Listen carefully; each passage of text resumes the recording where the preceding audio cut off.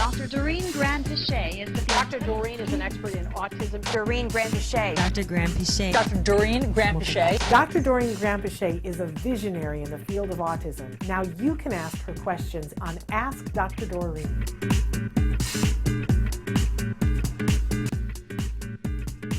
Hi, tuning in from the UK. Do you have any suggestions for how we can explain to neurotypical children what autism is?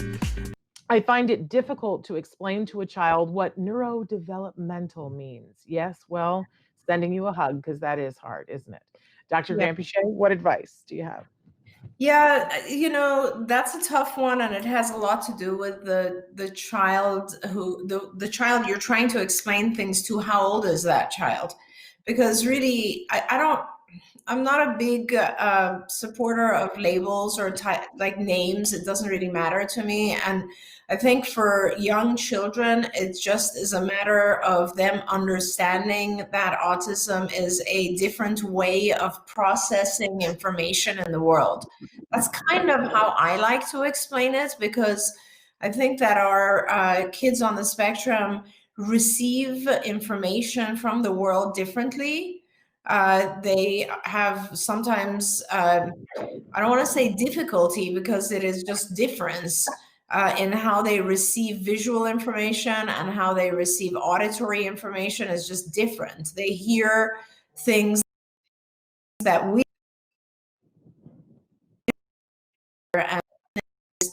don't necessarily see. So it's just different. And because their input of information is different, then I would say that leads to different learning, obviously. So therefore, what they learn and what they output or what they express is also going to be different. So I just think that for other children, for siblings, for instance, it would be important for them to realize that people on the spectrum are just different in the sense that they experience the world differently, and that affects how they interact. It affects how they communicate.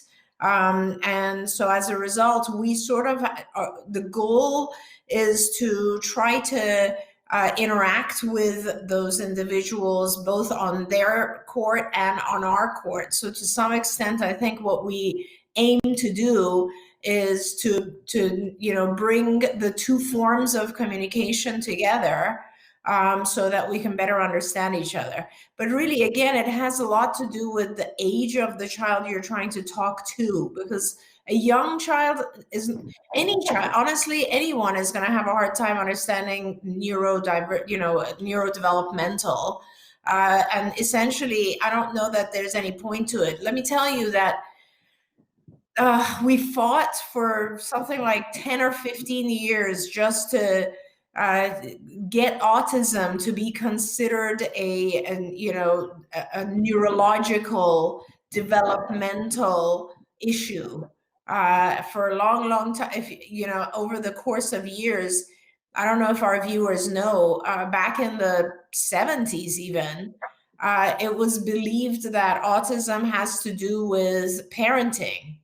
And when that was, when people realized how ridiculous those theories are, then it was kind of like, well, we're not quite sure. Is this a purely behavioral type of issue? And then it wasn't until many years later that it was realized that obviously this is not a learned disorder, and there are like a lot of biomedical issues and environmental sensitivities and things that underlie it.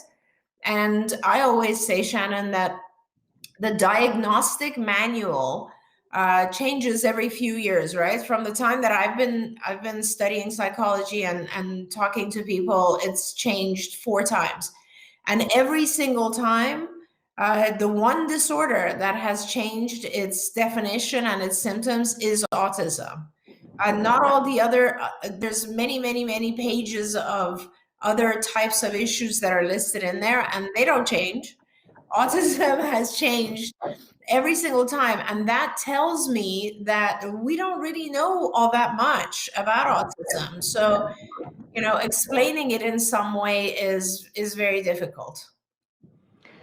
Yeah. We've got people writing in with how they explain it. And I just want to say really quickly for me, because, I think as any of you can understand, as a parent of an individual on the autism spectrum, I remember asking early on, so what exactly is this? And everybody kept giving me these answers that I couldn't wrap my head around. And I was trying to describe it to my mom. And my mom said, you need to get this together. You need to be able to concisely tell people this so that they'll be able to understand. And I wanted to do it in a way that was easy enough that children of a certain age that I could explain. So for me, as Dr. Granpeesheh said, it depends on the age and the ability of understanding of the individual. But I sort of have a line. If it's people who already understand computers, which now sometimes that's a 5-year-old, right? Depending. If somebody, and I explain it this way to 42-year-olds too, that I say, do you work on a Mac or a PC? Right? Which one of those do you do? Or I'll say to kids, do you know the difference between a Mac and a PC? And sometimes a 5-year-old does, a savvy 5-year-old. And I say to them, is one better than the other? They're very different and they process information in a different way. But you can put apps on them so that they can process the same information in similar ways, but the core of it, they process things in a different way. So PCs, sometimes they're a little bit better at some things than a Mac is, but there are things with a Mac that are much better, but the processing is different. But you can't rule them out and say one is significantly better than the other. But if you only had a Mac and you wanted to do what the PC does and you didn't give it an app, it would struggle, right? And so I tell them that is like autism. You're a PC, your brother is a Mac. They're both good, they're both fine. You can converse with your brother, but we're going to have to download an app for you, and your brother can converse with you, but he's going to have to download an app. If they're younger than 5, this is what we did for Jem and his friends. We did basically a storybook with pictures of him and his friends. I love it. And it's basically it's my name is Jem and I have autism, and we would go into his classrooms and read this when he was really young with the kindergartners, and he would read the story, and it talks about autism. And somebody said recently that we should do a template so that people could make these on their own. But it talks about how I have autism, but I have a mom and a dad, and I have I have 2 hands, I have 2 feet, I have a Star Wars video game. And then it talks about what kinds that sometimes people with autism are boys, sometimes they're girls, sometimes they can talk, sometimes they can't. And it goes on to say, there's a part in here, this is the one, sometimes people with autism can talk, sometimes they can't. It says, I can talk, but sometimes I don't know what to say or how to say it. This is when he was really little. It's storybook time, Dr. Granpeesheh. And it talks about his friends. And but there's my favorite part of this book is when he explains, he says, sometimes new friends think I'm weird, sometimes make fun of me because I'm different, but I like being different. He talks about eye contact and how sometimes it's hard for him. And he and I wrote this together when he was 5. But anyway, there's a part in here where he describes stimming.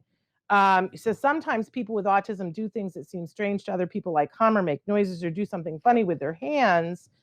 Sometimes it just feels good to do it, like when some people tap their toe to music. And it was our way of normalizing it for him and for his friends. And I can tell you my favorite story is that we read this in his kindergarten class, and the teacher told me the next day that one of the girls came up to her in class and said, I wish I had autism. It's clearly the cool thing to have. And I thought, well, now we've done something. Because then that group of kids went all through school with him, and they were just like, oh, that's just Jem, and he's fabulous. And, he just sees things a little bit differently than us, but they didn't value him differently, which was wonderful. But I love that one of our viewers here said that I explain it like this, because they identify as being on the spectrum. Our hearing is like dogs' hearing. We hear things that normal people can't. And that they like on Arthur, on the cartoon Arthur, Arthur had a really good explanation. And if you have little kids, you might want to show that episode of Arthur. I also like how Julia explains it and how Sesame Street has explained it. There are lots of good resources out there. Anyway, sorry, I didn't mean to turn it into storybook time, but that really helped us, is to have that. And it's just, you know, we just printed it out and we had fun making it. And anyway. I love it. Can I add something to that, Shannon? I just want to say that one of the things that's really important, I think, is that we are so focused on trying to explain to other people the things that our kids cannot do, that we forget to also mention all the amazing things they can do. And sometimes that is super important. It's like, and if you don't know what those things are, try to discover those things, because a lot of our kids have really amazing talents that only appear a little bit later when we investigate. You know, our kids tend to have very amazing artistic talents, musical talents. Their memories are often amazing. So I would really recommend that you look at all of those things. And then also, I love the book idea, but if you make a book like that, put some of that in there too, because I think it's super important for younger kids to kind of see that, oh, well, maybe this person has a hard time talking, but they can do these cool things. Yeah, absolutely. And I think it's important because we always want to be building self-esteem. And I think it's incumbent upon us that I love Sesame Street. And I said this because we had the actress on who does the puppetry for Julia. We had her on the show, and she's a parent of an individual with autism, which I think is great synergy. She gets it. And I said, you know, what's super cool about this is that Sesame Street is normalizing autism and some of the traits that come with autism that neurotypical people have always looked at as been like, oh, well, that's not okay. But Sesame Street is normalizing it. And those people in 30 years are going to be the people hiring people for jobs. And what a difference that will make when they're like, oh, well, okay, this person doesn't make as much eye contact. I'm not putting that through a filter of they must not be respectful or they must not be confident, because that is unfortunately what a lot of HR people think, right? And we need to negate and wipe that out, as well as giving individuals on the spectrum skills and choices, but changing the hearts and minds of people's presumptions of behavior. I think Sesame Street is doing a killer job of that.